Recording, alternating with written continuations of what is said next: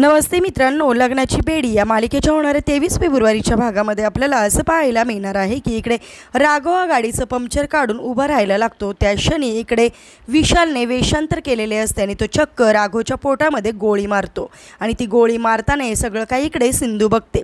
त्यामुळे सिंधू राघवला गोळी लागता क्षणी जोरात राघव असं ओरडत राघव जवळ येते आणि त्याचा जीव वाचवण्याचा प्रयत्न करते। तिची ओढणी ज्या ठिकाणी राघवचं रक्त वाहतं तिथं बांधते आणि रोडवर जात असणाऱ्या एका माणसाची गाडी थांबवते आणि चक्क राघवला ती आता डबल सीट घेऊन हॉस्पिटलमध्ये घेऊन येते आणि हॉस्पिटलमध्ये त्याला ॲडमिट केल्यानंतर घरातील राजश्री, रत्नाकर आणि मधू तिघे सुद्धा तिथे येतात।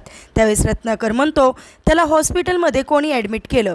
त्या क्षणी तिथे असणारी नर्स सिंधूकडे बोट दाखवत असं म्हणते की त्यांना त्यांच्या बायकोने इथे आणलं आहे, त्यांनीच त्यांना ॲडमिट केलं आहे आणि त्यांची बायको हा शब्द ऐकता सगळ्यांना धक्का बसतो आणि सगळेजण सिंधूकडे बघायला लागतात आणि सिंधूसुद्धा त्यांच्याकडे बघत असते।